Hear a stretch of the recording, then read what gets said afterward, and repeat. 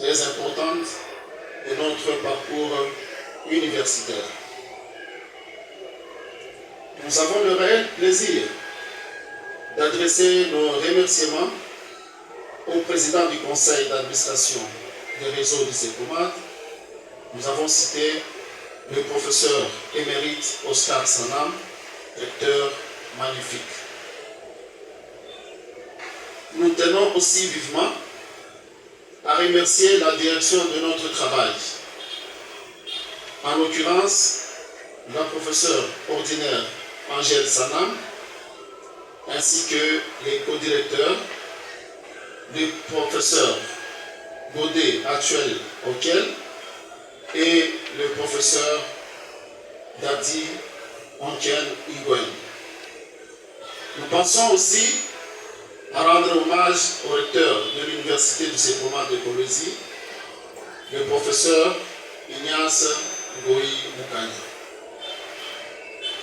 D'aucuns se demanderont pourquoi nous avons choisi ce sujet. Management de la pollution sonore dans la ville de Colosie, regard sur l'église du Christ au Congo et l'église de réveil du Congo. La ville de Colosie se trouve dans la province du Lualaba, en République démocratique du Congo. Elle a deux communes, la commune de Dilala et la commune de Manika. Oui, au terme de cette étude sur le management de la pollution sonore dans la ville de Colosie, nous avions pour objectif d'abord de diagnostiquer sur le vécu sonore produit par l'usage des instruments sonores et ensuite proposer un modèle de management pour la réduction de cette pollution, ainsi que l'éradication des conséquences de cette nuisance sonore. Pour y arriver, nous avons présenté la situation de l'environnement acoustique et nous avons posé la question de recherche ci-après. Quel modèle de management faut-il implémenter pour la réduction de la nuisance sonore produite par les instruments musicaux dont font usage les églises chrétiennes de la ville de Colosie, notamment les églises du Christ au Congo et les églises de réveil du Congo. Outre l'introduction et la conclusion, la présente étude qui couvre la période allant de 2020 à 2022, qui se limite à la ville de Colosie, est subdivisée en 4 chapitres. Le premier est consacré aux considérations conceptuelles et théoriques. Le deuxième à la présentation du cadre d'études. Le troisième à l'étape de lieu des églises.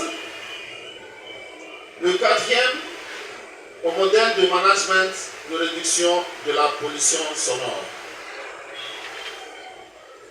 De cette façon, nous pouvons retenir que le management comme science multidisciplinaire et transversale amène à trouver des solutions aux problèmes qui se posent dans les sociétés, les entreprises, les organisations, les associations, etc. Lorsqu'on parle de la pollution sonore, ici de lever ce qui suit. La production des ondes sonores ou acoustiques, au-delà des normes recommandées, a un impact conséquent sur la qualité de vie et la santé des humains. Une exposition de plus de 8 heures au-delà de 45 décibels, qui est la valeur minimale à respecter, cette nuisance est dangereuse et à la longue peut créer des problèmes de santé sur les humains. Cette nuisance fait fuir même les animaux et les oiseaux, et c'est ce qui crée même le déséquilibre de l'écosystème. 3 techniques nous ont aidés pour collecter et produire les données. Il s'agit de la technique documentaire, de l'observation directe et de l'interview. Technique documentaire, nous sommes plongés sur certaines documentations, ouvrages, livres et cours pour avoir certaines théories concernant cette matière. De l'observation directe, nous sommes nous-mêmes intéressés en tant qu'anciens dans une des églises pentecôtistes. Nous voyons, nous entendons ce qui se passe et ça nous a donné aussi matière à réflexion. Et de l'interview, nous avons interviewé pratiquement les personnes de différentes couches, les fidèles de l'église et les gens qui sont, entre parenthèses, appelés païens. Nous avons fait des séances de radio-télévision qui ont pratiquement eu à atteindre beaucoup de gens avec des questions de débats télévisés, débats radiodiffusés. C'est à cela que nous avons pu récolter aussi certaines données qui nous ont permis à pouvoir étoffer notre étude. À la question posée dans notre problématique, nous avons émis la réponse provisoire, selon laquelle, à cause des conséquences sur la vie et la santé, il est pertinent que ce fait de société puisse trouver une solution grâce aux outils managériaux en implémentant notre modèle de management qui est axé sur les stratégies suivantes. Première stratégie, étude de l'impact sonore. Deuxième stratégie, l'implémentation et l'application des normes. Troisième stratégie, le contrôle. Quatrième stratégie, le suivi et évaluation. Pour vérifier cette hypothèse, il nous a fallu passer par l'analyse stratégique en utilisant l'outil d'analyse qui est les 7 S de McKinsey.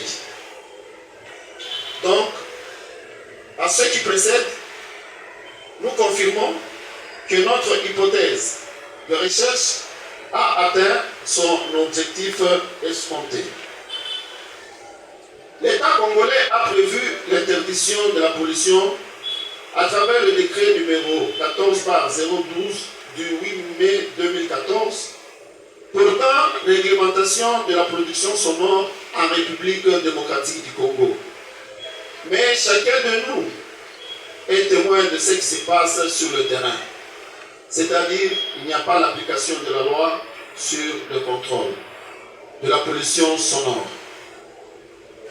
C'est ainsi que nous proposons en perspective d'avenir un partenariat du gouvernement provincial du Lualaba avec l'entreprise Les Sonorisateurs comme sous-traitant pour la lutte contre la pollution en appliquant la solution issue de cette recherche.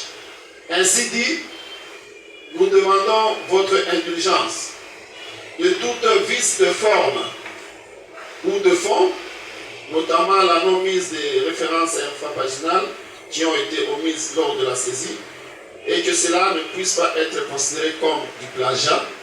Nous vous rassurons que toutes les références existent et seront mises en ordre dans le présent travail.